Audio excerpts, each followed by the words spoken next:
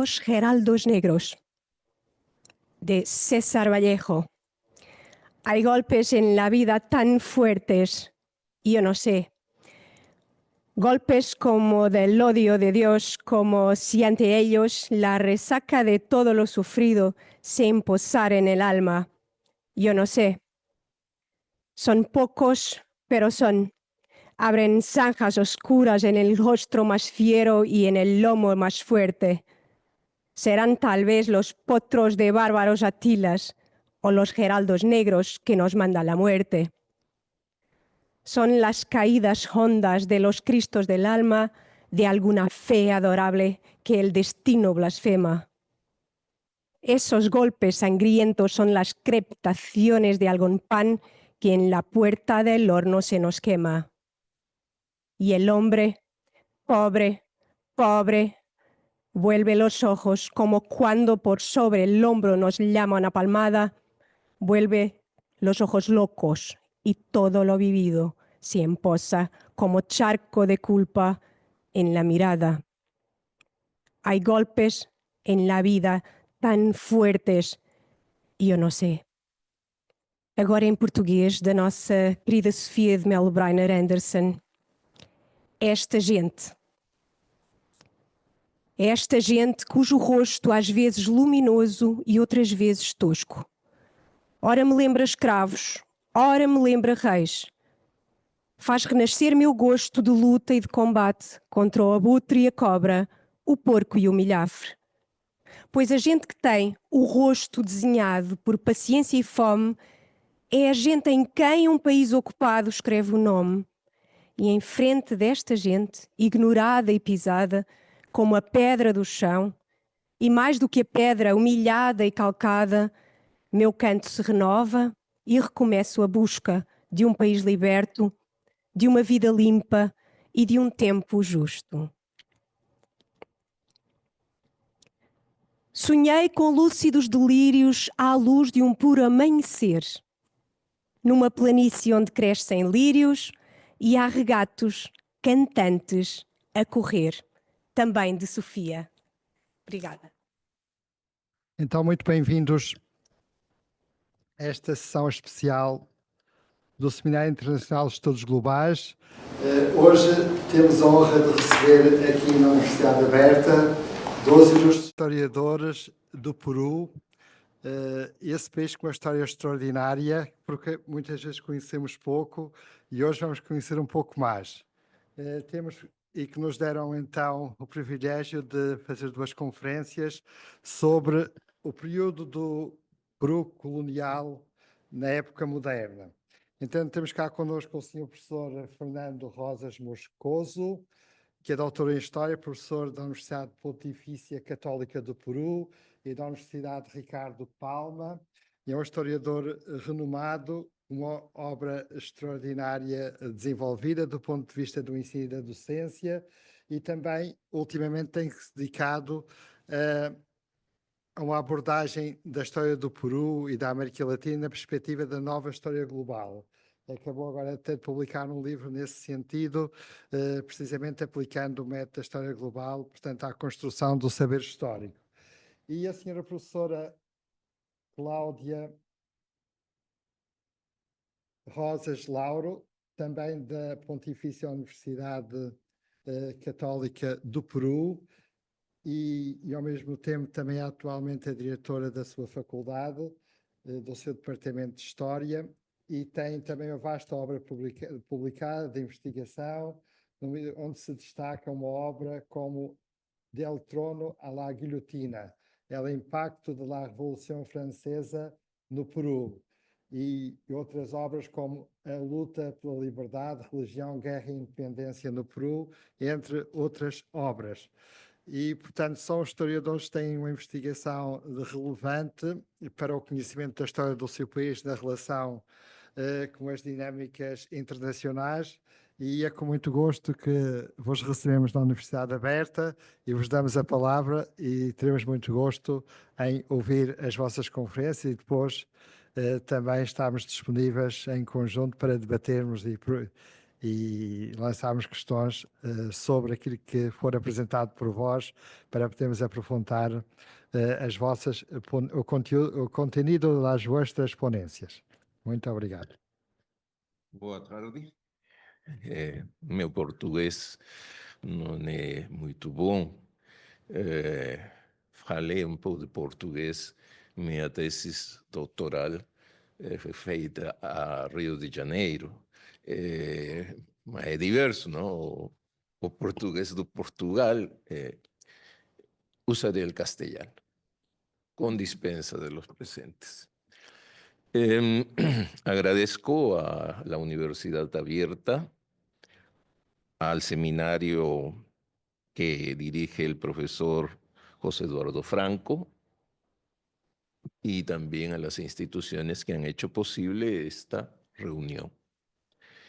El tema es el virreinato del Perú dentro de una perspectiva global. Obviamente, todos conocen el gran debate sobre la noción de globalización y todos sus encuentros y discusiones en términos si hay una o varias globalizaciones.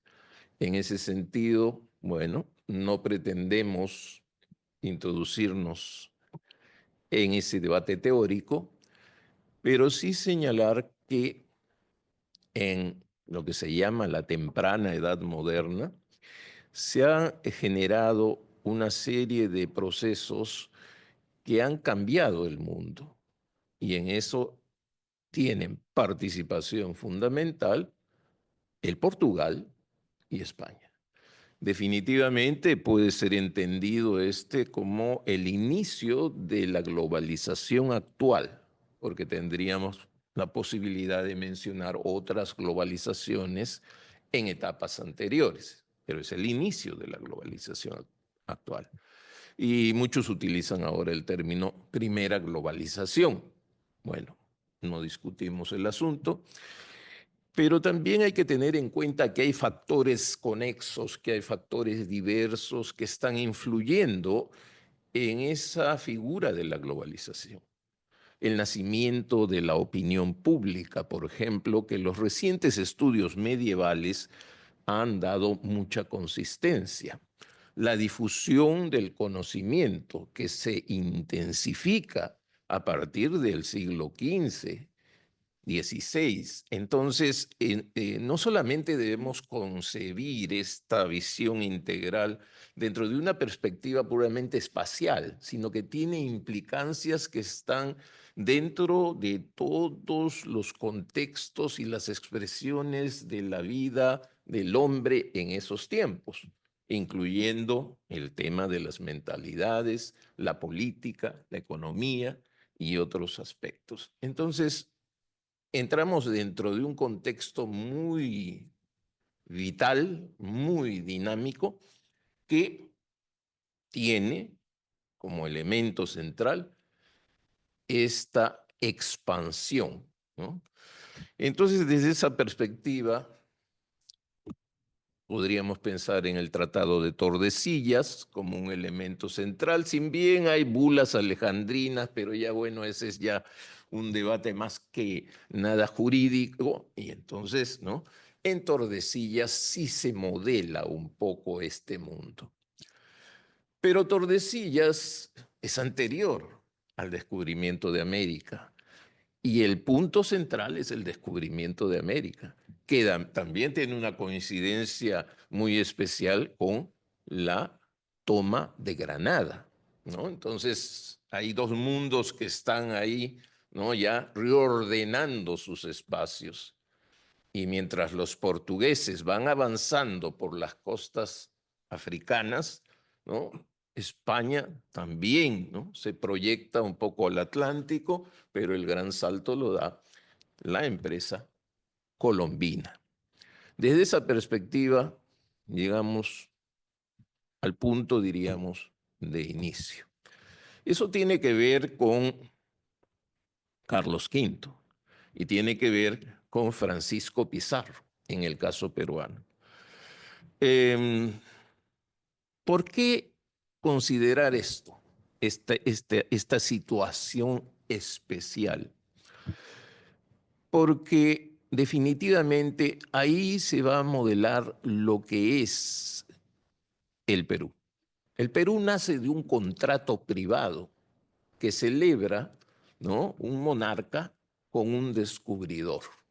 Diferente es el caso del Portugal, en donde las empresas de descubrimiento son de carácter estatal.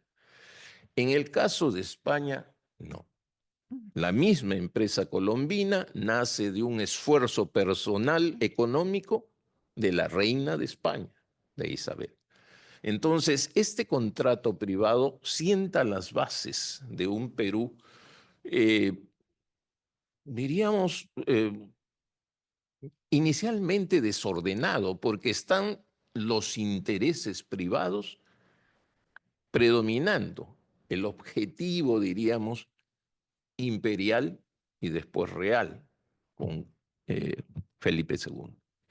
Desde esa perspectiva, este conquistador tiene todos los derechos de repartir tierras, de repartir poblaciones, tiene todos los derechos sobre un espacio todavía casi utópico, y el Perú va forjándose desde Panamá, elemento también muy importante en este escenario, y llega al clímax en la captura del Inca Atahualpa en Cajamarca, una ciudad inca en el norte del actual territorio peruano. El contrato privado celebrado genera una serie de problemas de intereses particulares. Estos intereses se van asentando, ¿no?, de acuerdo a conflictos, de acuerdo también a compromisos, a pactos, y entonces aparece en la escena la figura del encomendero, el personaje que recibe el control de territorios y de hombres.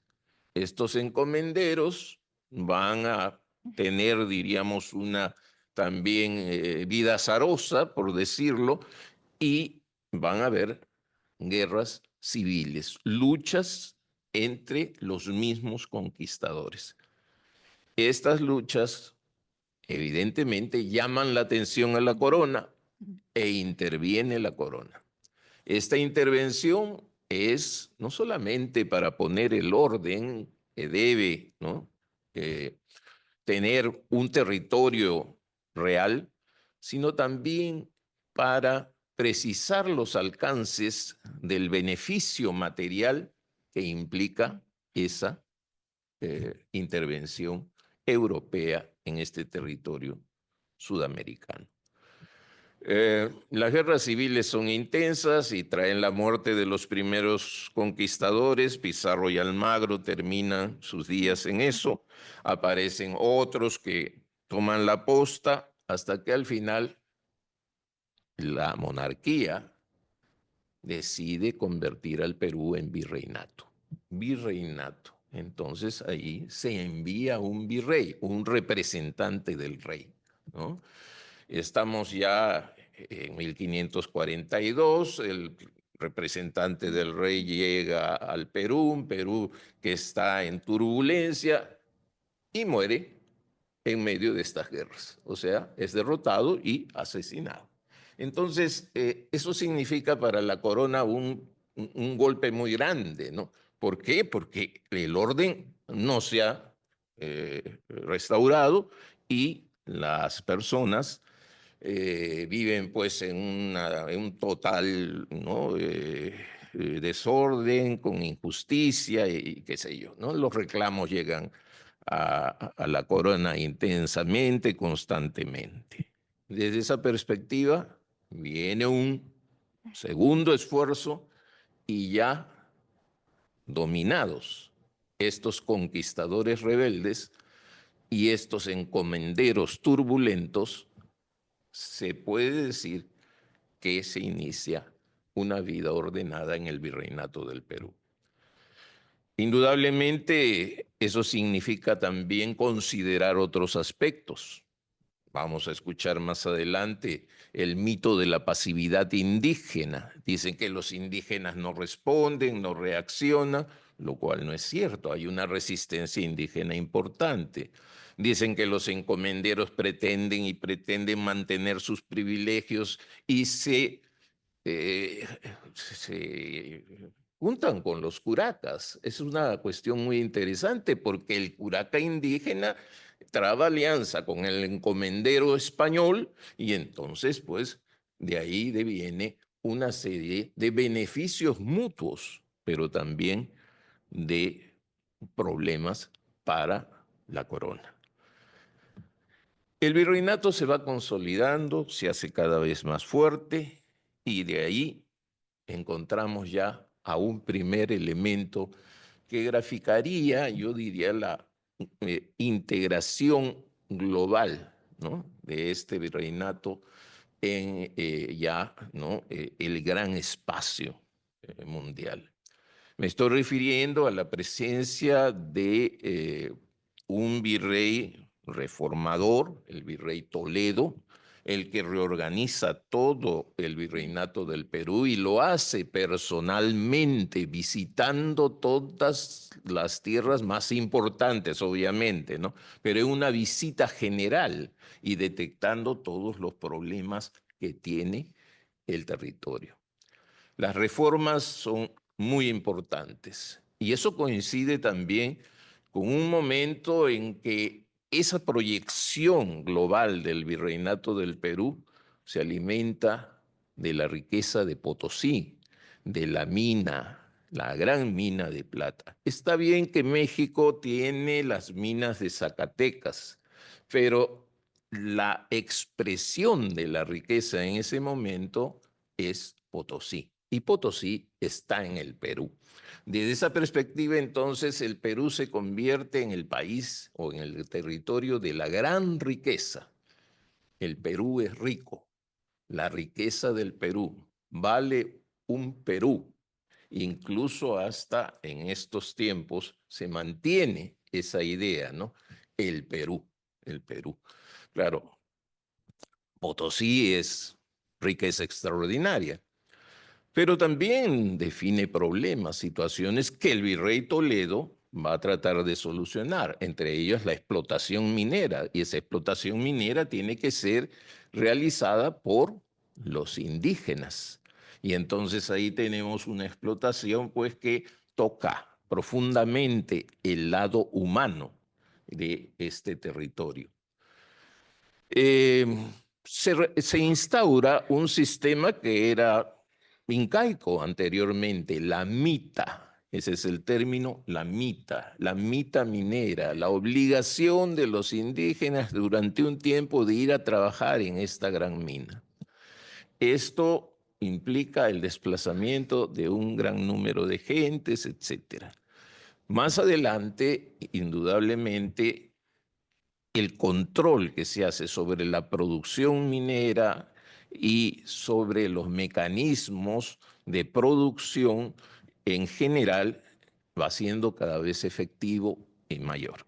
Desde esa perspectiva, ¿no?, Toledo ordena todo esto del trabajo indígena, ordena la cuestión de la minería, pero también se dedica a otras cosas, se dedica a la educación. En su tiempo se introduce la Inquisición, una Inquisición que también debe ser diferenciada de la de España o la de México, una Inquisición mucho más, diríamos, suave, no tanto, ¿no?, como el funcionamiento de la Inquisición en las otras tierras del Imperio Español. Desde esa perspectiva, Toledo también administra mejor, construye una especie de fundamento histórico del dominio español sobre el Perú. Hay iconografía al respecto, a la sucesión de las imágenes de los incas. Inmediatamente después de Atahualpa viene Carlos V y después de Carlos V viene Felipe II. Entonces, dentro de ese esquema que está repetido en muchos cuadros, ¿no?, de la época posteriores e incluso hasta el siglo XIX se está estructurando esta, diríamos, secuencia, ¿no?, del dominio español articulado al dominio, diríamos, inca, en territorios que también no eran, pues, territorios que se habían sometido pacíficamente. Los incas también fueron conquistadores y sometieron a varios reinos. Y muchos de estos reinos, este es el trágico camino que tiene la dominación hispánica en América, muchos de estos reinos estuvieron al lado de los españoles. Entonces, el español contó con el apoyo indígena de gentes que no reconocían ese dominio. Así, ¿no? Podríamos considerar que Toledo es el gran reformador, estamos a fines del siglo XVI, y deja el virreinato prácticamente pocos años antes de finalizar el siglo XVI en un estado ya, pues, de presencia. La globalización está presente desde esos momentos. Recuerdo, por ejemplo, el viaje que hace desde Lima Pedro Sarmiento de Gamboa a finales del XVI y que llega a la isla de Cabo Verde, que estaba en manos de los portugueses. Y ahí los portugueses pues le preguntan, ¿no?, porque se asombran de una persona que ha atravesado, ¿no?, el océano atravesando Magallanes, que era pues una barrera extraordinaria. Y entonces le preguntan a Sarmiento, ¿qué está pasando en el Perú? ¿No? Porque el Perú estaba en el África. Las noticias del Perú llegaban a todas partes del mundo. Y en lo mismo, Sarmiento también recibe noticias de lo que está pasando en Brasil, de lo que está pasando en el Caribe, y al final, bueno, las aventuras de este señor son extraordinarias. Termina preso de los ingleses, tiene que escapar, busca fundar las ciudades que había imaginado en el estrecho de Magallanes, fracasan sus proyectos, mucha gente muere incluso abandonada en ese esfuerzo de colonizar Magallanes, ¿no? Entonces, desde esa perspectiva, diríamos, hay ya un mensaje mundial, pero Potosí es la estrella, ¿no? Y entonces entramos al siglo XVII y en el siglo XVII tenemos un virreinato, pues, que es próspero, que es rico, que es el centro del mundo.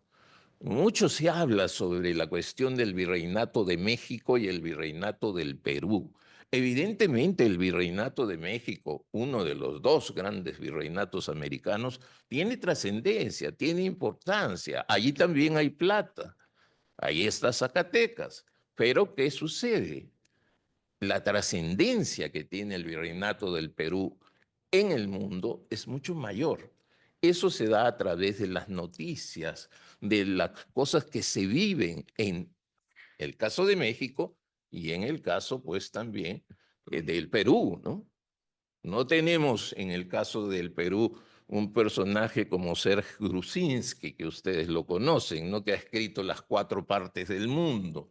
Evidentemente, ¿no?, esa visión global que surge de la presentación de este historiador contemporáneo tan importante se nutre de la verdad. Por México pasa una delegación japonesa que va a visitar Madrid y que va a visitar Roma y todo lo demás. Pero el Perú es más que eso. Otra ventaja de México, mira hacia el Pacífico y están las Filipinas. Las Filipinas tienen un papel muy importante en la historia de la globalización y lamentablemente se desconoce mucho de la importancia de las Filipinas. Pero el Perú también está ligado a las Filipinas, a pesar de que le prohíben comerciar con las Filipinas. Entonces, así vamos entrando en un contexto en donde vibra mucho ese tema, ¿no?, global. En un pequeño pueblo de el sur de Ayacucho, Parinacocha, se hace la primera representación del Quijote a pocos meses de la publicación del libro. Hace poco tiempo tuvimos la visita de Roger Chartier a Lima y bueno, nos reforzó, ¿no?, esa idea. Cómo a los pocos meses de la publicación del libro, en un pequeño pueblo andino del Perú se hace la representación de Sancho Panza y el Quijote. Es una fiesta de transmisión de poder de corregidores. Entonces, eso es extraordinario. ¿Qué quiere decir? Que en ese lejano Perú se está leyendo, se está, diríamos, en contacto con los elementos más representativos, ¿no? Hay historiadores peruanos que han trabajado el tema del flujo de libros desde Europa, ¿no?, hacia América. Y no entro en el tema del arte porque mucho del arte peruano de esa época y posterior es pues también producto de la presencia de los famosos grabados, con los libros de grabados, y de ahí brota una pintura extraordinaria, ¿no?, para el caso del Perú.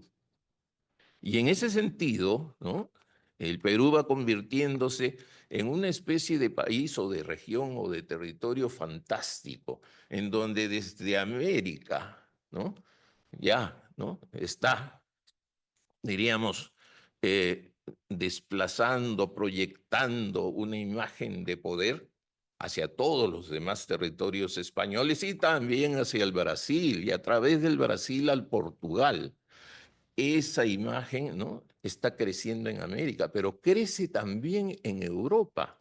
En Europa la presencia del Perú pues es cada vez más intensa, más fuerte, hasta a través de las representaciones festivas en el siglo XVII, ¿no?, que se hacen en pueblos pequeños de Europa. Yo he tenido la oportunidad de ver una fiesta en un pueblo pequeño de Bélgica en donde aparecen los incas del Perú y que son tradición que viene de mucho tiempo atrás, no es de ahora, no es una construcción actual. Entonces, ¿no?, ya se está viendo eso, pero además el Perú está en Asia.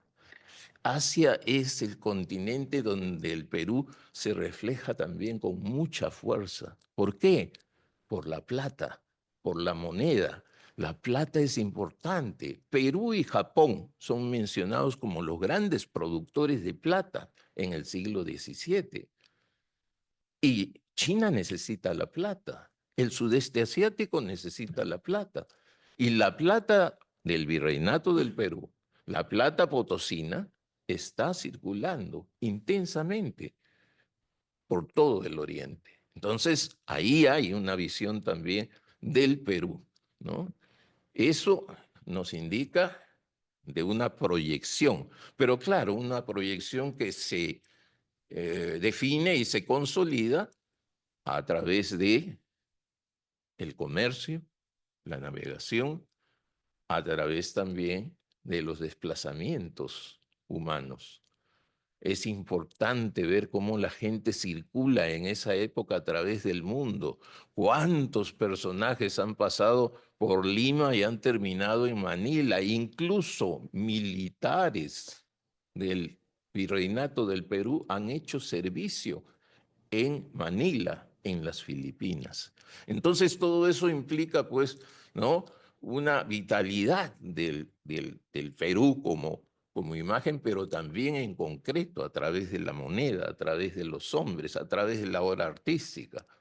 Y el Perú también recibe, porque está invadido, entre comillas, por la riqueza de Oriente, las sedas de China, los biombos, están presentes también tantas cosas extraordinarias de Oriente. Eso es, ¿no?, un proceso de mundialización y de integración global.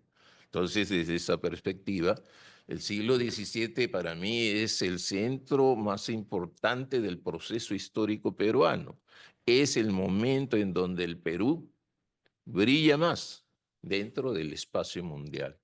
Tuvimos en el siglo XIX algo parecido, muy breve, con el guano, la explotación del guano de las islas, pero eso no tiene nada que ver con lo que implica, ¿no?, la circulación de lo peruano, hablando así en abierto, en todo el mundo. Comercio intenso. Comercio frenado por España. ¿Por qué? Porque definitivamente no convenía de que el Perú tuviese una proyección tan grande en ese escenario de intercambio global. Se prohibió el comercio con las Filipinas prácticamente en los primeros años del siglo XVII, para que no entre productos asiáticos del Perú, pero también para que no salga la plata peruana a Oriente. Pero el contrabando es, pues, ¿no?, importante, el comercio ilegal. Entonces, por ahí, ¿no?, habían barcos que hacían la ruta directa de Lima, el Callao, el puerto de Lima, a Manila. E incluso enviados por los mismos virreyes, que deberían ser los que, ¿no?, cautelasen, pues, los intereses de la corte española. Un comercio intenso, pero maniatado, ¿no? Un comercio ilegal de contrabando, pero efectivo. Y las costas peruanas, pues, ¿no? Las costas peruanas, con cantidad de circulación de barcos y una dinámica interesante. No podíamos entrar directamente a Acapulco para después de ahí ir hasta Manila, las Filipinas, pero desembarcábamos en otros puertos muy pequeños de la América Central y por ahí iba por tierra la plata peruana. ¿Qué pasaba con los comerciantes peruanos? Los comerciantes peruanos eran más poderosos que los comerciantes españoles. El comerciante peruano, perulero, le decían, era una amenaza para España. Y en España se decía, los precios altos nacen en el Perú, porque el Perú tenía una capacidad económica tan grande que definía los precios de España. El Perú podía pagar lo que sea, en España no. Y la producción que se podía dar, ya ustedes lo conocen, ibéricos, ¿no?, dentro de las limitaciones de la producción industrial española, ¿no?, asfixiaban todo, porque, claro, no podían permitir, ¿no?, que salga la plata del Perú y a la vez tenían que favorecer que salgan los productos de España, pero España no tenía una capacidad de producción. Los trabajos sobre las limitaciones en la industria, la producción industrial española en todos los campos son abundantes, y entonces, pues, ¿no? Pero ¿qué pasaba con el peruano? El peruano llegaba a Sevilla y volvía locos a todo el mundo, porque en el momento que llegaban los barcos, ¿no?, a través de la flota de Indias, a Sevilla y después a Cádiz, la cantidad de plata que llegaba era enorme. Y mucha de esa plata la confiscaba el Estado español, sediento de riquezas. A pesar de eso, ¿no?, en Sevilla se trató de prohibir, se pidió al rey que prohíba el ingreso de los comerciantes peruanos a España, porque era una amenaza a la economía española. Evidentemente la corona no podía hacer eso, ¿no?, porque también tenía intereses muy importantes con estos grupos de poder. Imagínense que entre 1620 y 1640 en Lima existían 6 bancos, 6 bancos. Ningún territorio español ha tenido en funcionamiento 6 bancos paralelamente, bancos de crédito, bancos de depósito. Está bien que desaparecieron al poco tiempo, antes de finalizar el siglo, pero eso significaba el gran poder de la economía, pues, peruana en esos momentos, ¿no? Y el comercio del aguardiente. Acabamos de celebrar la noticia de que por fin no se ha dado la denominación de origen del pisco, ¿no?, al Perú. Entonces el pisco no es chileno, el pisco es peruano, ¿no? Entonces, desde esa perspectiva estamos muy contentos, ¿no? Pero el aguardiente peruano se transportaba por toda Sudamérica, América Central, llegaba hasta México. Y ese es un punto central, un punto importante. Y no solamente el aguardiente, tantos otros productos. Y yo enfatizo en algo, estamos hablando de un Perú con 2 océanos, porque el Perú iba desde el Pacífico al Atlántico. Eso también es importantísimo y se olvida, ¿no? El tema. El Perú tenía un puerto atlántico y ese puerto atlántico era Buenos Aires. Buenos Aires era puerto peruano del virreinato. Entonces, ¿no? El Callao, Buenos Aires. Y en donde pues el Perú era reconocido mundialmente. España siempre tuvo una política de obstrucción. Podemos recordar la producción de tejidos. Los textiles peruanos pues eran una maravilla, ¿no? Ver un manto de Paracas pre-inca era pues una obra de arte. Pero ¿qué sucede? Toda esa tradición textil solamente sobrevivió hasta el siglo XVII, porque también la corona impidió la creación de obrajes, centros de producción textil, para favorecer la llegada de textiles españoles a América. Entonces, desde esa perspectiva, vemos que a pesar de que este virreinato tan potente, ¿no?, desarrollaba una cantidad de actividades, era limitado por el Imperio Español. Entonces, ¿no?, desde esa perspectiva, si hubiera habido un mejor manejo de la política mercantilista, ¿no?, una apertura mayor, ¿no?, una práctica distinta, indudablemente el poder, ¿no?, del virreinato peruano hubiera sido enorme. Y no es solo la minería, ¿no? La minería era solo un factor, habían otros elementos importantes, el comercio interno, ¿no?, de todo el virreinato. Se impidió el comercio intercolonial, no podíamos comerciar con México. Se daba permisos exclusivos para determinados productos y en determinado momento. No podíamos sacar productos por Buenos Aires. Entonces, ¿no?, era claro que ahí también tenemos pues la amenaza, ¿no?, portuguesa, ¿no? Es interesante, ¿no?, ver este elemento, ¿no? La imagen de los portugueses en el Perú. Los portugueses son, por un lado, ¿no?, vinculados a la Inquisición en sus, ¿no?, problemas, ¿no?, viejos, antiguos judíos, ¿no?, pero también algo que no se menciona mucho, la amenaza por el Amazonas. Y entonces debemos recordar la expedición de Pedro de Teixeira al final de la Unión Ibérica, 1580-1640, que llega a Quito, remontando el Amazonas, el Napo, y llega a Quito. Evidentemente esto fue una preocupación enorme, ¿no? Y el virrey de Lima lo primero que hizo ante la noticia es que se regresen inmediatamente, ¿no? Que vayan y vuelvan por la misma ruta, pero envía a 2 sacerdotes con ellos para que mire, pues, cómo han hecho esto para llegar ahí, ¿no? Y entonces también por ahí hay una imagen, ¿no? Una imagen de una política interesante, de una política activa de la corona portuguesa en el periodo de Unión Ibérica.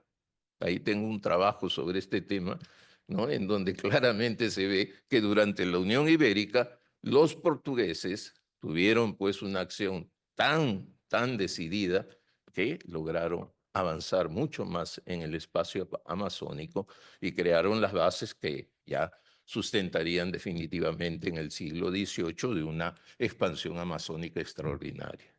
Entonces vean, ¿no?, cómo van apareciendo estos elementos, ¿no? El Portugal está ahí, pero el Portugal, claro, la imagen del portugués en Lima no es la misma imagen del portugués en Buenos Aires, porque en Buenos Aires ya saben ustedes que está al frente Sacramento, esa ciudad que han luchado y luchado y luchado. Hay un librito que tengo que se llama El Perú y el Brasil durante la dominación ibérica, del siglo XVI al siglo XVIII. Yo no voy más allá porque no me gusta mucho la historia contemporánea, pero definitivamente ¿no? Hay mucho que explorar en eso. Y la Unión Ibérica es un tema muy interesante y veo que ahora se está trabajando intensamente, tanto en España como acá en Portugal. Y eso es bueno, ¿no? Pero hay eso, ¿no? Esa vitalidad, ese dinamismo. Y el Perú pues está presente en todo, ¿no? Es problema de las cortes de París, ¿no? De Londres. El tema peruano está al nivel de la corte en China, ¿no?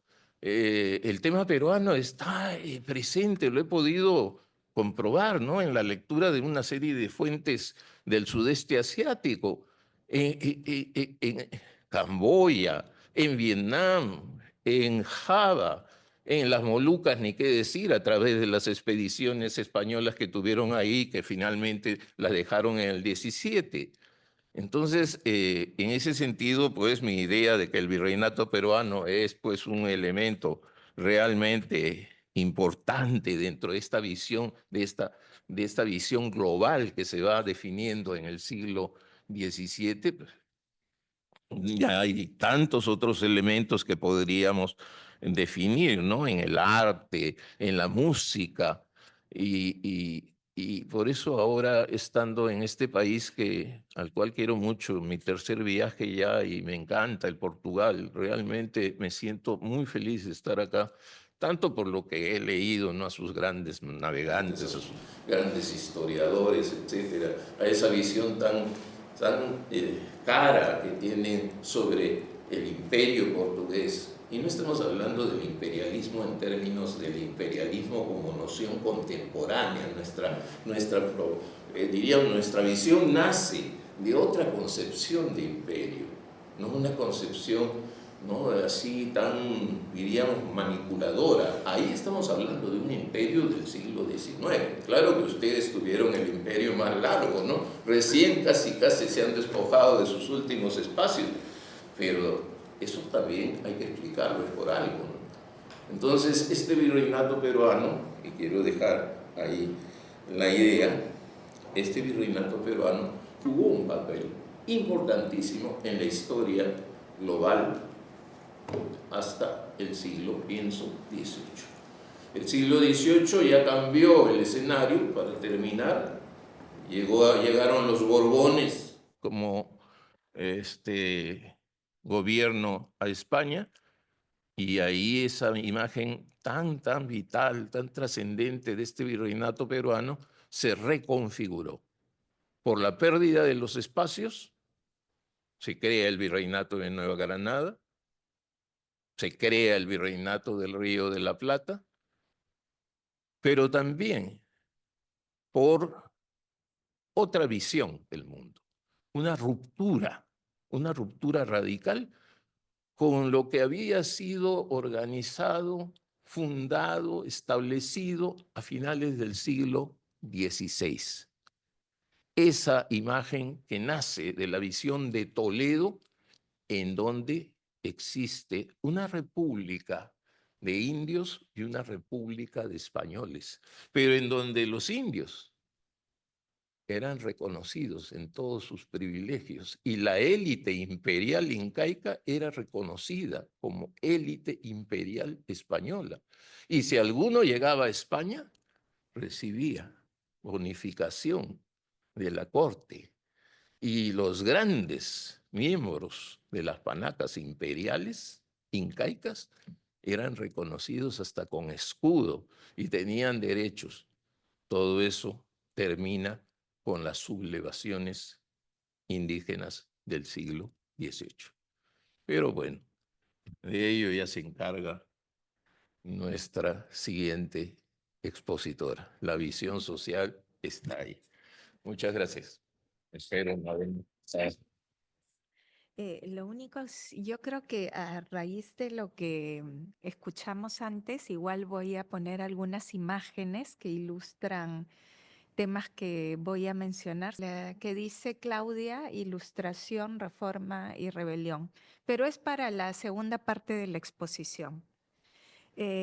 Buenas tardes con todos. Para mí es un gusto compartir esta mesa en este Tomo la Posta. Como les estaba diciendo, para mí es un gusto estar esta tarde con ustedes en este Seminario Internacional de Estudios Globales en la Universidad Aberta de Portugal y invitados por el profesor José Eduardo Franco. Realmente es un excelente momento, ocasión para venir a hablarles sobre el Perú. Y en mi caso voy a centrar mi participación en la población indígena y en la sociedad en general en este virreinato del Perú que está enmarcado en este proceso de globalización que acaba de explicar el doctor Fernando Rosas. Y con eso voy a iniciar, pero también quiero agradecer al proyecto europeo EDGES, liderado por la Universidad de Nova de Lisboa, porque vengo a Portugal como parte de la investigación en este proyecto y también es una excelente ocasión para poder compartir con ustedes. Me ha dado la primera exposición el marco para... Sí, gracias. Me ha dado la exposición, esta primera exposición, el marco para poder explicar los procesos que a mí me interesan. En este proceso de construcción del Virreinato del Perú que abarcó prácticamente toda la América del Sur hispana, lo que es Hispanoamérica, salvo la parte portuguesa y del Brasil, entre los siglos XVI, XVII y parte del XVIII tenemos este gran virreinato. ¿Cuál es el papel que va a cumplir la población indígena allí? Entonces, lo que yo quería explicar es cómo con la conquista, el periodo de la conquista y la llegada de los conquistadores españoles al territorio andino, se va a producir un proceso de desestructuración del Tahuantinsuyo, del antiguo imperio incaico. Así lo denominó el gran historiador Nathan Bastel, que llama este proceso de desestructuración. Y es un proceso que involucra muchos de los elementos que se han mencionado en la exposición anterior. Un primer impacto se dio a partir del colapso demográfico. La caída demográfica de la población indígena, que no fue en el momento, sino fue progresiva a lo largo del siglo XVI, desde 1532, con la llegada de los conquistadores y se prolongó durante el siglo XVII. Ahí está el trabajo de David Nobel-Coop sobre el colapso demográfico, fue bastante profundo. Y eso va a incidir en todo este proceso de desestructuración de este mundo indígena y el surgimiento de un nuevo Estado, una nueva sociedad en este momento. Los aspectos que van a favorecer este proceso fue la implantación de las reducciones. Las reducciones indígenas, que eran los pueblos de indios, siguiendo el modelo de las ciudades españolas, porque cuando llegan Pizarro y sus hombres van a fundar diversas ciudades, ¿no? Desde Piura, Cusco, Lima, Jauja, Trujillo, una serie de ciudades donde van a establecer el modelo español europeo de convivencia. Y ese mismo modelo se va a buscar aplicar a las poblaciones indígenas y esto va a generar pues el establecimiento de un cabildo indígena, ¿no? Los alcaldes de indios y toda una nueva organización. Pero junto con ello, que también tuvo una implementación progresiva, una de las primeras cosas que va a hacer Pizarro va a ser repartir encomiendas, ¿no? Lo que se había mencionado. Y la encomienda no solo era una concesión real para premiar a los conquistadores y poder darles un conjunto de indígenas para poder emplear pues su servicio personal, mano de obra, pero a su vez ellos encargarse de su evangelización. La encomienda fue una institución esencial en el siglo XVI porque la relación de los conquistadores con la población indígena se dio a través de los curacas en el espacio andino o malcus en el altiplano que hoy es Bolivia, ¿no? Peruano-boliviano, y eran las autoridades indígenas. Y entonces al final era una suerte de entrega de estas autoridades que se vinculaban directamente con estos conquistadores. Y esto favoreció el surgimiento de la primera élite en el territorio conquistado, que va a ser la élite de los encomenderos, porque ellos a partir de esta entrega de indios, de esta concesión real, van a poder hacerse con las tierras, van a poder establecer una serie de negocios, los más, digamos, que van a incursionar en la actividad económica, y entonces van a tener obrajes para la producción textil que fue mencionado, van a explotar las minas, van a explotar las tierras y van a acceder a esta mano de obra que va a ser la base de su poder. Tanto es así que van a querer asemejarse a la élite o a la aristocracia en la península, ¿no? Y como son los beneméritos los que han conquistado el territorio, creen tener derecho a ello, ¿no?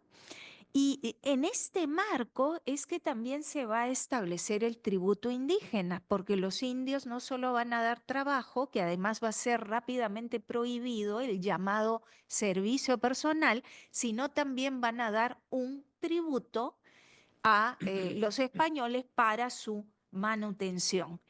Y es una institución, el tributo indígena, que va a tener una duración muy larga en el Perú, salvando los cambios y las distancias, desde el siglo XVI prácticamente hasta 1854, es decir, luego de la independencia, ¿no? Es uno de los elementos que continuó, se mantuvo cuando ya el Perú, a partir de la independencia, se convirtió en una república. Pero bueno, por un lado estaba el tributo indígena, el servicio personal, que fue rápidamente prohibido por la corona. ¿Por qué? Porque se tendía a esclavizar a los indios.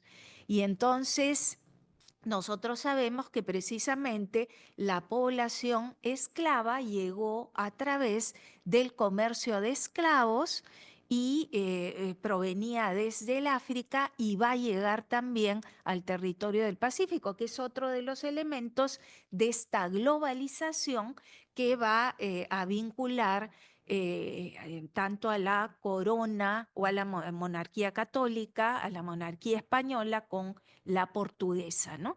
Entonces, los esclavos van a ingresar en el virreinato del Perú y se van a concentrar en las haciendas de la costa norte, también en el sur, incluso en la zona andina, pero sobre todo en las haciendas de la costa para la producción agrícola y también en las ciudades para el servicio doméstico, ¿no? Entonces, esto va a generar además un proceso muy interesante posteriormente de mestizaje entre estas poblaciones indígena, esclava y española o blanca, ¿no?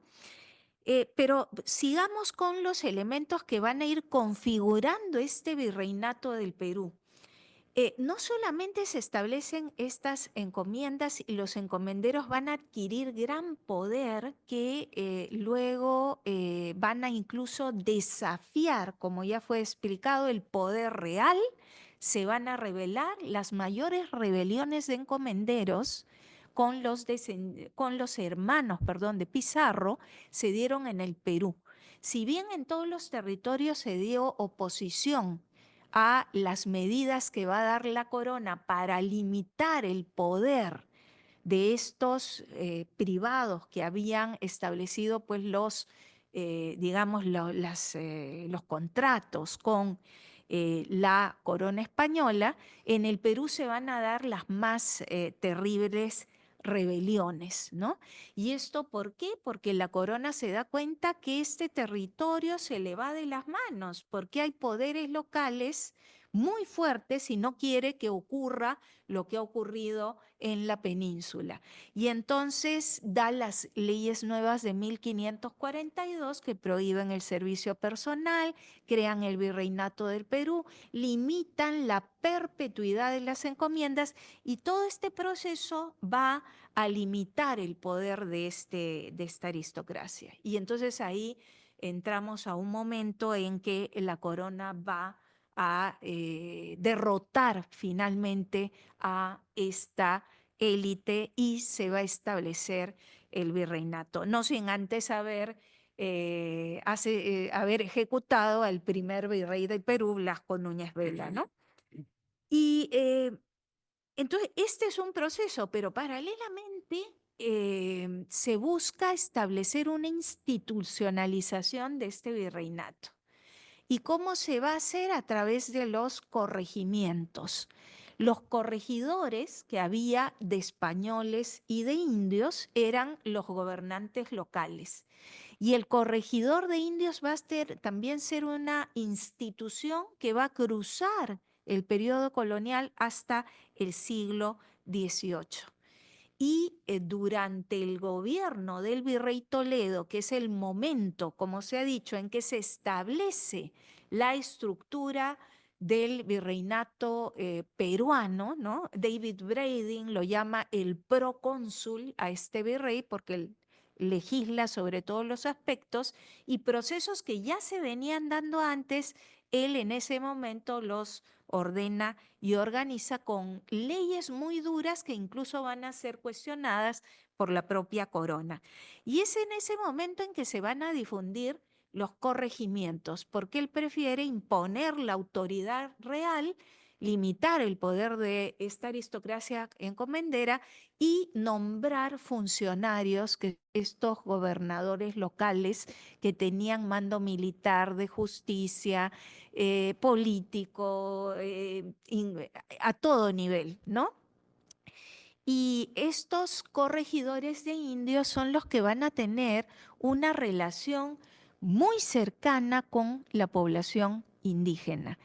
Y también se van a enriquecer en sus cargos porque, entre otras cosas, van a emplear la obra indígena para una serie de actividades como lo hacían antes los encomenderos.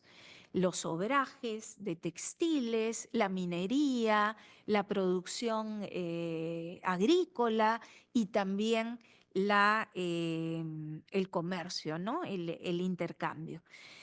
Entonces, el corregidor va a establecer importantes lazos y nexos con los comerciantes y con otros agentes, no solo locales, sino también del comercio transatlántico. Y va a obligar a los indios a comprar sus mercancías. Y es ahí que se establece algo que estaba prohibido, pero que fue moneda común, como lo decían los virreyes, que era el reparto de mercaderías. Entonces, el reparto de mercancías era la obligación que tenían los indios de comprar los productos, que más que productos de fuera, eran productos o llamados productos de Castilla, eran los productos locales. pero digamos que el corregidor tenía ahí un mercado cautivo, ¿no? Y de esa manera se endeudaba a la población. Pero estos gobernantes van a continuar. Después retomaremos esta idea. Por otra parte, se organiza la mita, que era el trabajo rotativo de los indios.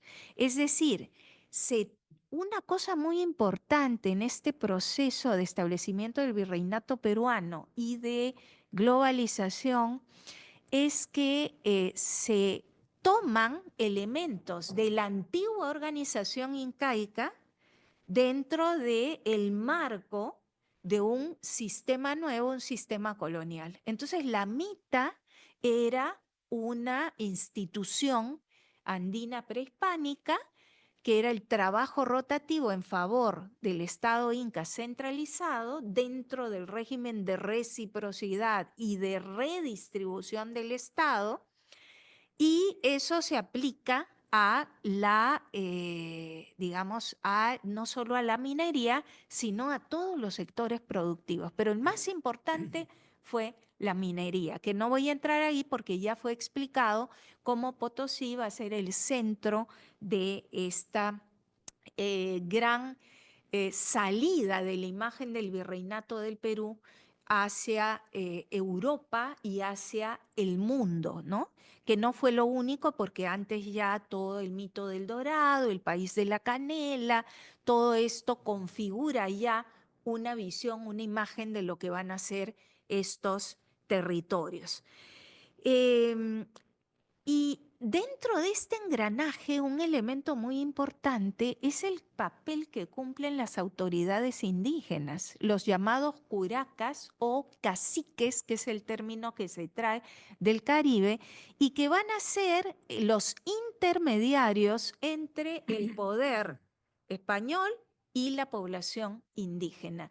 Y estos personajes son sumamente interesantes porque por un lado, la población indígena, y ahí retomo la idea del mito de la pasividad, todo esto se va configurando sobre unas dinámicas muy complejas que es muy difícil de sintetizar, muy profundas, de también conflictos, alianzas, y dentro de esto, una pieza clave que el propio virrey Toledo sospechaba de ellos, los caciques o curacas y la élite indígena, es decir, los descendientes de los incas, que van a tener una posición dentro de este nuevo orden virreinal, porque van a ser reconocidos como autoridades, reconocidos como élite, y ellos van a adaptarse más rápidamente, ¿no? Porque hay un proceso muy complejo que se ha estudiado mucho para el área andina, que es este proceso de resistencia, adaptación, pero también de negociación, ¿no? Pero claro, también hay que entender la negociación en términos de si es realmente horizontal o vertical, porque a veces se aplica este concepto de manera muy laxa, elástica, y en realidad depende de también las jerarquías, las posiciones dentro de esta sociedad. Pero es muy interesante porque se ha estudiado ampliamente y se sigue estudiando la figura de estas autoridades étnicas que manejan los códigos, los lenguajes de su propio mundo cultural, sociocultural, del mundo indígena, y al mismo tiempo rápidamente van a aprender a litigar en las cortes, digamos, en los litigios, van a rápidamente a comerciar y a incluso educarse en el siglo XVII, cuando se fundan hacia 1620 y 21 los colegios de indios nobles y de caciques en Lima y el Cusco.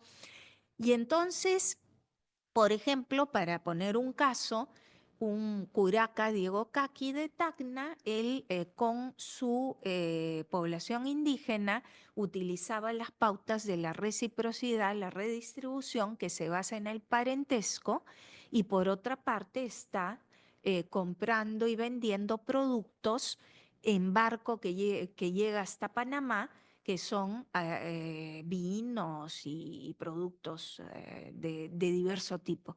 Entonces, ¿cómo manejan ambos mundos, ambos lenguajes? Y eso va a ser muy importante porque se va a afianzar el poder de esta élite indígena. Entonces va a haber una gran diferencia, porque a veces todos se ponen en un mismo saco, y no es así, entre estas autoridades étnicas, la élite indígena y la gran masa de la población indígena, que tiene otro estatus, porque ellos sí deben ir a la mita, pagar tributo, dar el servicio personal, y en cambio a estos se les reconoce otro estatus como élite dentro de una sociedad de antiguo régimen.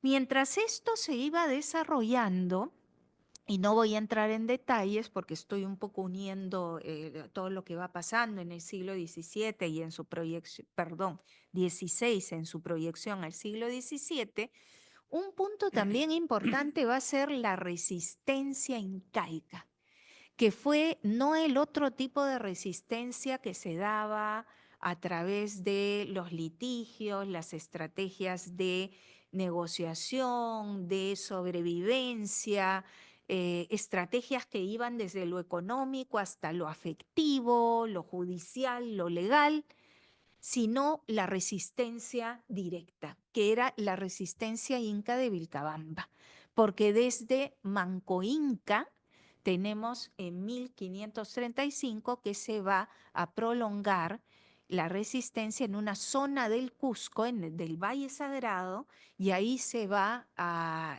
retirar lo que va a ser esta corte inca, ¿no? Y Manco Cápac, Sayri Túpac, Titu Cusi Yupanqui, hasta Túpac Amaru I en 1572. Entonces, en una zona sensible del virreinato peruano, como era el Cusco, los incas se seguían manteniendo allí.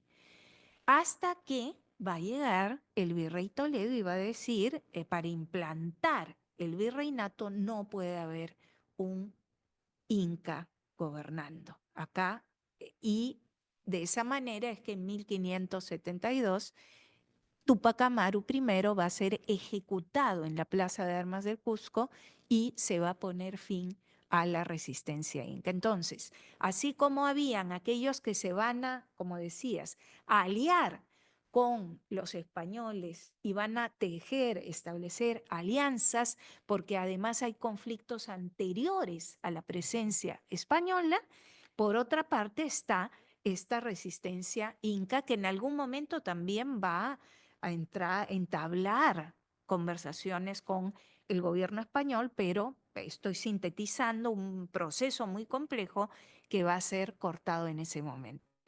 Entonces, este es el panorama, bueno, a grandes rasgos de lo que vamos a tener a lo largo del siglo XVI, y a este panorama está faltando un elemento que va a estar muy en contacto con la población indígena, porque es la justificación de la colonización, que es la presencia de la Iglesia Católica y el proceso de evangelización de esta población que justifica la presencia española en esos territorios, ¿no? Y una evangelización que incluso es más, se quería, como dice Estensoro, que siempre estuviera dándose, porque si no se quitaba esta justificación, esta legitimidad de la presencia de los españoles en estos territorios. Y entonces al virreinato del Perú llegan las órdenes religiosas. Los primeros fueron los dominicos, luego van a llegar también con el virrey Toledo los jesuitas, llegan franciscanos, mercedarios, y dentro de la organización institucional de la Iglesia en todo ese inmenso virreinato, un punto importante es que también, así como la capital va a estar en Lima, también la sede de la organización religiosa va a estar en Lima, ¿no? Entonces es una gran capital que es como corte europea. Cuando van los virreyes ahí, van con todo su séquito, es realmente un despliegue de boato allí, ¿no? Y también ahí se va a establecer la Inquisición, pero que no juzga a los indios porque están en proceso de evangelización. Pero los que van a estar en contacto directo con la población indígena son los curas doctrineros.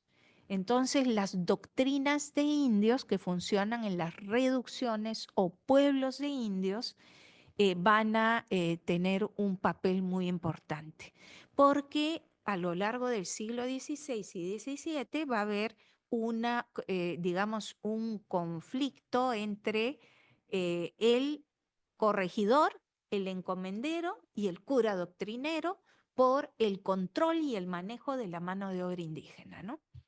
Y el curaca está ahí, porque el curaca es con el que tienen que negociar, ¿no? Y el acceso a la mano de obra sobre todo y a los recursos.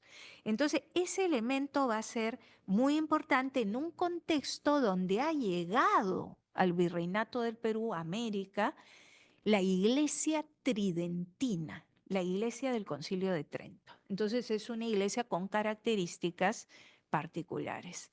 Entonces ese proceso de evangelización va a implicar no solo, digamos, un proceso de represión, un proceso violento, sino también un proceso de sincretismo religioso, de convivencia incluso en muchos casos de ambos cultos, un proceso muy complejo que va a ir forjando lo que va a ser esa religiosidad.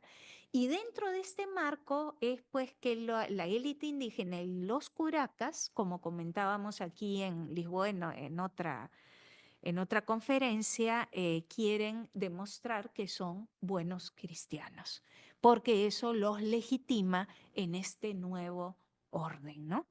Y buenos gobernantes de su pueblo, pero sobre todo buenos cristianos. Entonces, eso va a ser un elemento fundamental.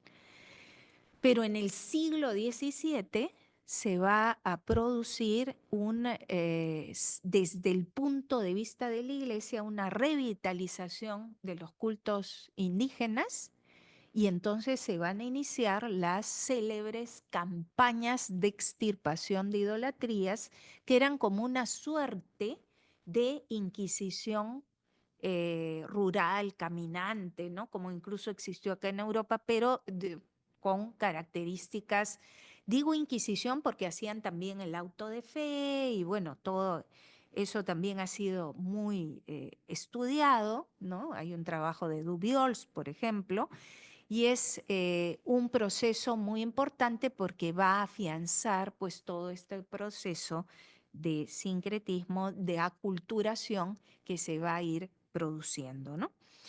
Y esto se produce en un momento muy particular, del siglo XVII, de crisis, pero al mismo tiempo, como ha mencionado el doctor Rosas, es un momento de apogeo, de auge del virreinato peruano y es un momento en que hay gran autonomía en esos territorios, ¿no? Porque a veces se suele ver los tres periodos o momentos de la colonización como un continuum. Y no es así. El siglo XVII fue un periodo de autonomía, y no solo de autonomía para la nobleza asentada en Lima, los grandes comerciantes, los funcionarios, los oidores de la audiencia, es decir, para toda esta élite española, sino también para la élite indígena y para los poderes locales que se habían consolidado, por ejemplo, con todo el circuito comercial del sur andino en torno a la mina minera de Potosí, que se convierte en la ciudad más poblada que muchas ciudades de Europa y del mundo, ¿no? Entonces, ese también es un punto importante, ¿no? Yo voy a saltarlo un poco para pasar al 18 por temas de tiempo, pero precisamente el 17 es el siglo de autonomía y me hace acordar el libro de Burkholder y Chandler, ¿no? De la impotencia a la autoridad, porque no tiene gran autoridad la monarquía en gran parte de ese siglo XVII, por los poderes locales que se han afianzado tremendamente, ¿no? Y la crisis que vive la monarquía, porque también vende los cargos. Los corregidores compraban su puesto y cuando iban, ¿no?, a América, querían al virreinato del Perú, querían recuperar su ganancia y acrecentarla. Y entonces por eso hacían una serie de negocios y un montón de cosas que estaban prohibidas, pero tenían amplio margen de acción, ¿no?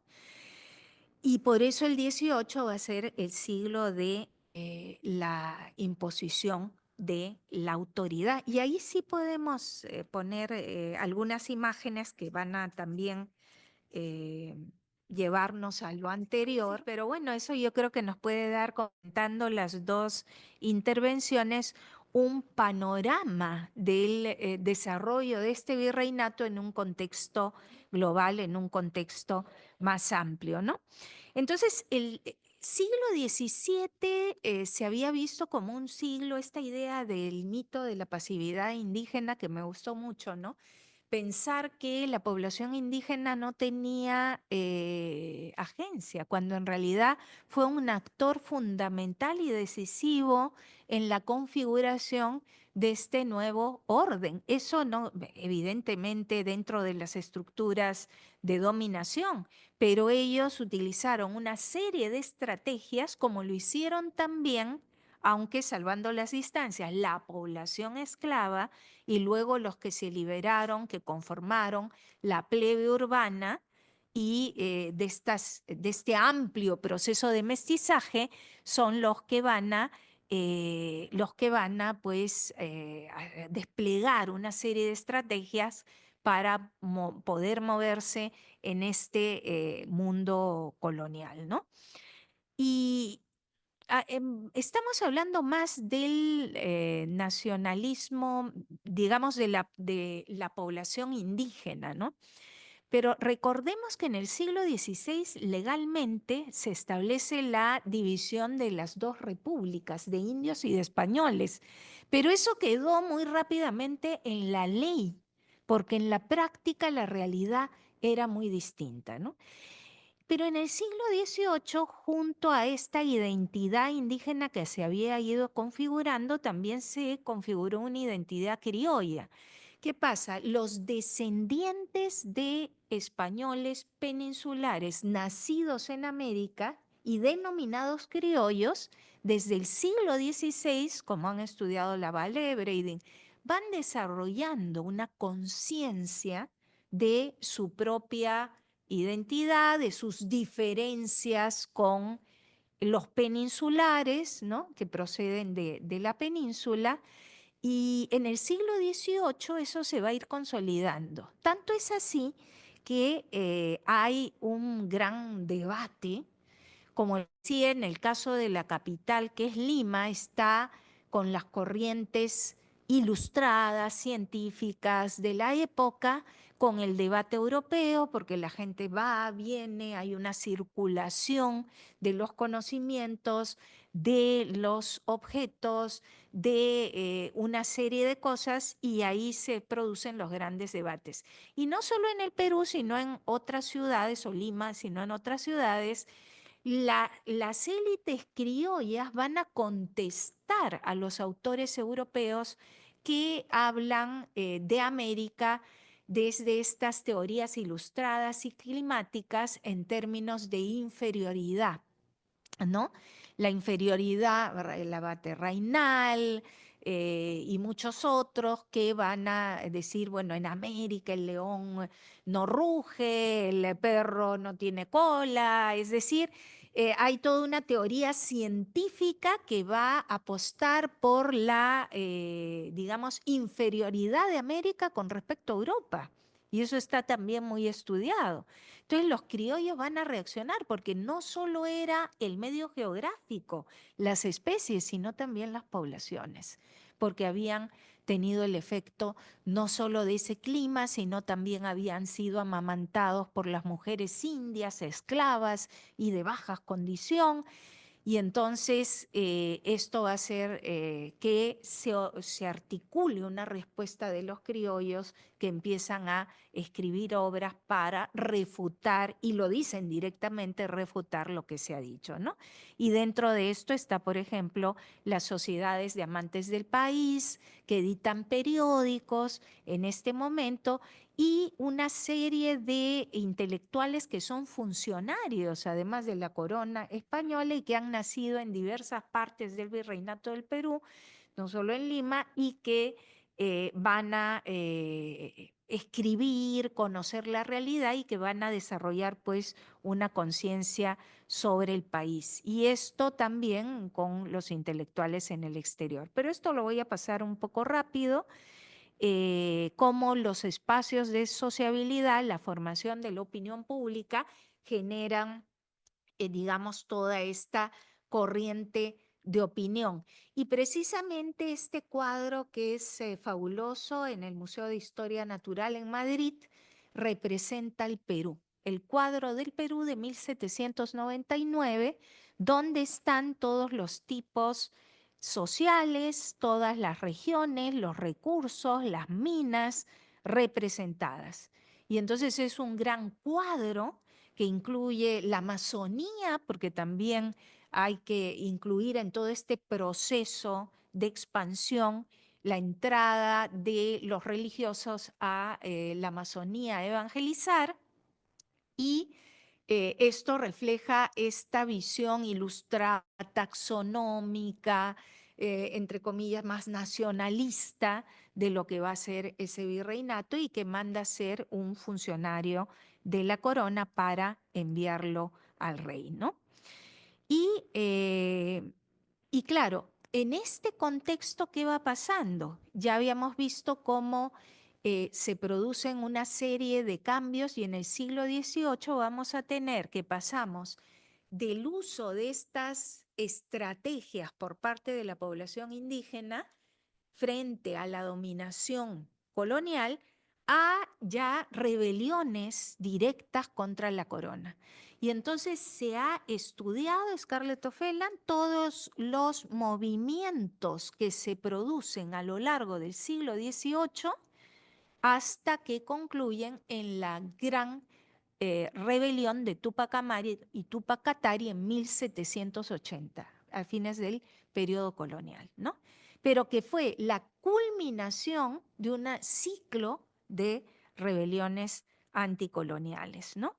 Y esos movimientos sociales que fueron muy peligrosos, no solamente porque movilizaron a la masa indígena en una zona, el sur andino, que era una zona vital para la economía, como se ha dicho, del sistema colonial y de la monarquía católica, en ese momento es que, claro, el problema de la mita de Potosí, porque esa mina pasa al nuevo virreinato creado en 1776, que es el virreinato del Río de la Plata, para darle autonomía. Pasan las minas ahí, entonces la población indígena dice, los caciques, Túpac Amaru era un cacique, ¿por qué vamos a mandar gente a trabajar al otro virreinato? Vamos a negociar que esto no se dé, y baja a Lima la audiencia a la Corte de Justicia para cambiar esto. Pero mientras tanto también los corregidores, ya digamos debilitados completamente los encomenderos, los corregidores lograron gran poder. Y en el siglo XVIII, con la legalización del reparto de mercancías, a partir de mediados del siglo XVIII, ellos reparten mercaderías, tienen los negocios, y es todo este conflicto entre el cura, el corregidor y el cacique por el acceso a la mano de obra indígena, por el control de los espacios, de las actividades económicas, ¿no? Y entonces no es casualidad que este movimiento y antes otros empezaran amenazando la integridad del corregidor, y en el caso de Túpac Amaru, asesinando ejecutando al corregidor por ser un mal gobernante del rey, pero que no era un movimiento contra el rey, sino contra ese mal gobernante, ¿no? Pero junto a estos elementos que venían de larga data, hay vinculados justamente ahí lo que mencionas, está la representación del Cerro Rico de Potosí, ¿no? Eje, sí, que es el eje, ¿no? De toda esta economía regional que va a ser afectada por la serie de reformas borbónicas que se imponen ahí. Hay otro elemento que hay que considerar. Y es que también hay un movimiento nacional inca, una identidad nacional incaica que se va desarrollando, había otra, no está, acá, que se va desarrollando y que en el siglo XVIII, en el sur andino, en la zona del Cusco, que era la capital del Tahuantinsuyo, va a ser particularmente fuerte, porque esa identidad no se pierde durante este periodo, sino que se va a mantener. Y es así que movimientos como incluso el de Juan Santos Atahualpa, que duró de 1742 a 52 en la selva central del Perú, que levantó a las poblaciones indígenas de ese territorio, va a aludir a esta descendencia inca, ¿no? A la figura del inca. Y esto va a ser muy importante. Y en el caso de estos movimientos de Túpac Amaru y Túpac Katari, lo mismo. Y acá que quería justo poner el PPT para mostrar las representaciones de dos miembros de la élite indígena, cuadros que están en el Museo Inca del Cusco, de la Universidad San Antonio Abad del Cusco. Y si ustedes ven las imágenes, en uno, el personaje está con la cruz, con el escudo de armas que se le concedían a los descendientes de los incas, y está con símbolos tanto hispánicos como símbolos incaicos, como la corona. En la cabeza tiene lo que se llama la mascaipacha, que va a ser la corona inca. Y bueno, el unco incaico, esa camiseta con el sol allí. Y en cambio el otro, este está más ataviado al estilo inca, fíjense, incluso tiene las orejeras y otros elementos, mientras que el que está al costado tiene más digamos, una vestimenta más española, pero también tiene la mascaipacha, que era la corona inca. Obviamente estos cuadros son representaciones y están romantizados, pero y muy digamos, como se mandaban a pintar los virreyes, los profesores de la Universidad Nacional, de la Universidad de San Marcos, ¿no? Los funcionarios, la nobleza, y se pone al costado toda digamos, sus méritos y su ascendencia, ¿no? Y ahí rápidamente tenemos, por ejemplo, el unco incaico, que era de un tejido muy fino, y este es lo que usaban pues las élites, las autoridades. Este es, por ejemplo, el dintel del Colegio de Caciques o de Indios Nobles en el Cusco. Y acá están, por ejemplo, los escudos que estudió Laura Escovari, el de la familia Cusiqui, en la zona de Charcas, en la zona hoy Bolivia, por ejemplo. Y mucha de esta documentación, porque ellos viajaban, como ha demostrado el trabajo de José Carlos de la Puente Luna, viajaban a hacer los pedidos directamente, venían el viejo continente, iban a España a hacer sus pedidos genealógicos y de otro tipo, y había una actividad muy fuerte desde el siglo XVII. Y muchos de los cambios que se van a dar en el XVIII, que pensábamos que eran propios del XVIII, ya se estaban produciendo a lo largo del siglo XVII. Este es otro escudo de armas de la familia Fernández Huarachi, también para que se den cuenta cómo el propio José Gabriel Condorcanqui quería entroncarse con el Túpac Amaru I, que había sido ejecutado por el virrey Toledo en el siglo XVI para entroncar directamente con su linaje inca. Y no solamente por el tema de prestigio social, sino por un tema también económico, porque el marquesado de Oropesa también le iba a tocar y eran ricas tierras en el valle del Cusco, ¿no? Bueno, este es un asiento de inca.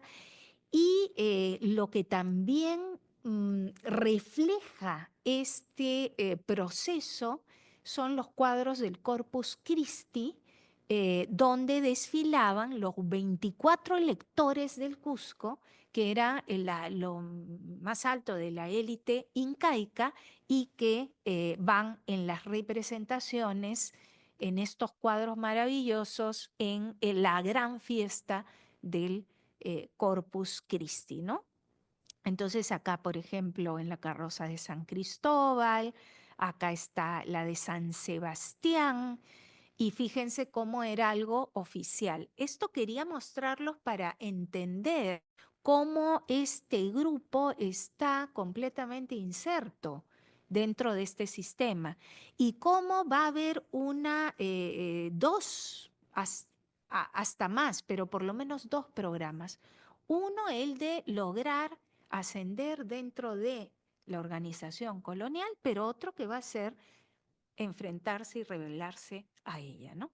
Entonces, esto muestra por qué también las diferentes opciones políticas que va a tomar esta población, porque hasta un periodo relativamente reciente, bueno, ya varias décadas, pero no se le daba, digamos, una participación política, ¿no?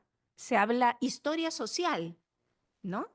Trabaja estas poblaciones, la historia política, otros temas, no, pero estos grupos tienen una posición política dentro de estos grandes procesos, dentro de estos grandes cambios, y eso es lo que se va a manifestar con más fuerza durante el siglo XVIII. También XVI, evidentemente, pero ahora estamos viendo el XVIII.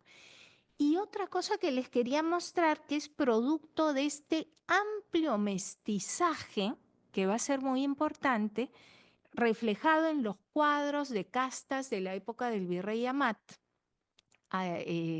reflejan estas mezclas, ¿no? Español, más India, produce mestizo, y como les decía, son cuadros muy romantizados, pero que dentro de esta vocación taxonómica, dentro de esta vocación de la ilustración de catalogar no solo las lenguas, la flora, la fauna, sino también las razas humanas, van a establecer estos famosos cuadros de castas. Y esta población va a ser también muy importante, ya voy a ir cerrando, porque va a participar en estos procesos, porque las grandes ciudades van a estar pobladas por, ya no solo es la gran masa indígena, sino esta masa también que es producto del mestizaje de los esclavos africanos, los afrodescendientes, la población indígena y la población española, ¿no? Entonces son varios de estos cuadros que había puesto ahí. Pero bueno, voy a ir cerrando.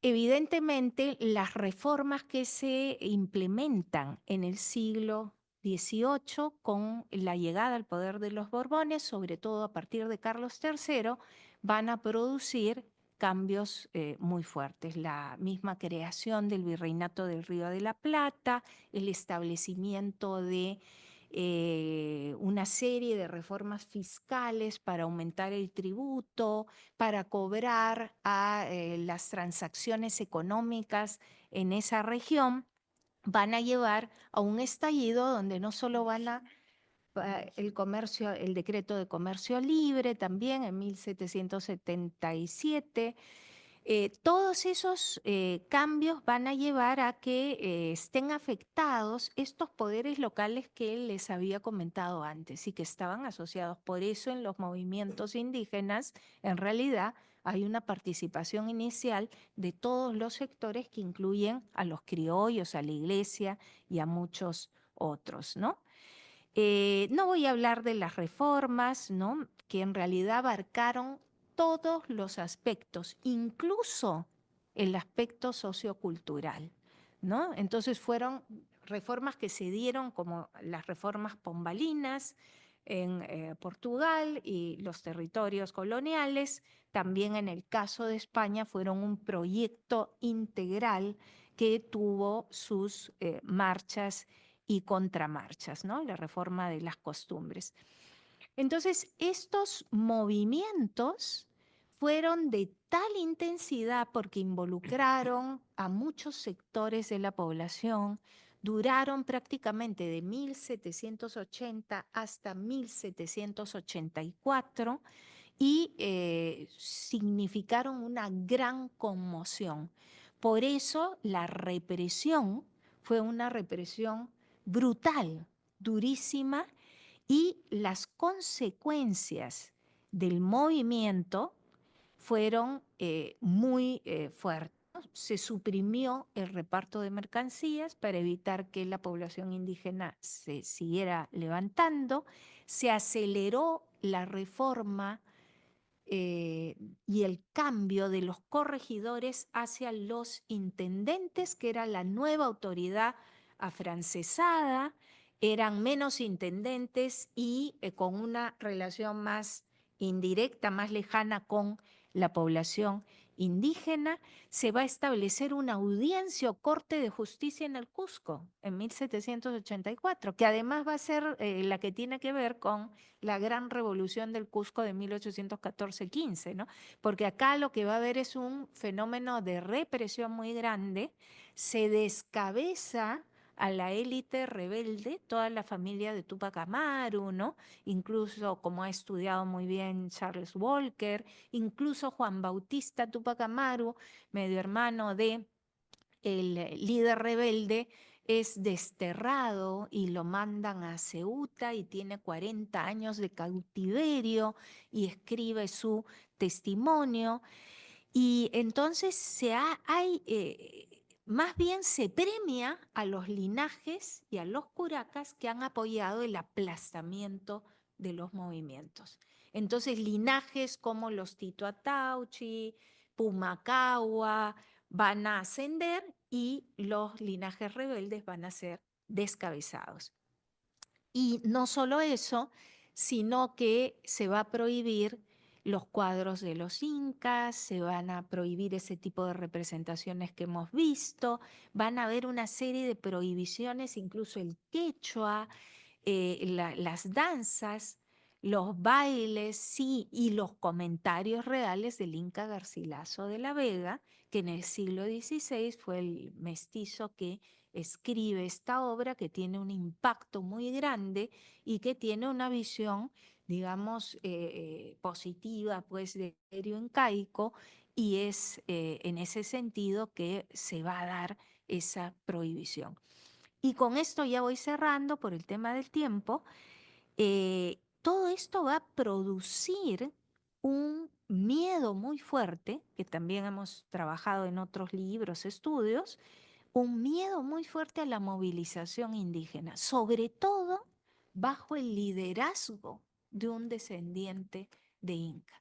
Y luego los procesos que se dan durante la independencia en las diferentes coyunturas, evidentemente entablaron alianzas con la población indígena, pero no con ningún líder que se autodenominara o se reconociera como descendiente de Inca, porque era un riesgo y un peligro muy grande. Tanto es así que cuando San Martín pensó en la monarquía peruana, en la época de la independencia, prefería a un rey europeo que a un descendiente de Inca. Y cuando Belgrano en 1816, en el Congreso de Tucumán, ya estaba liberada la zona de lo que hoy es Argentina, el Río de la Plata, dijo, bueno, ¿quién podría gobernar? Un descendiente de Inca, rápidamente esa opción quedó fuera, ¿no? Y con eso, bueno, les agradezco muchísimo por su atención y bueno, habría mucho más que decir, pero vamos a cerrar con esta reflexión. Muchas gracias.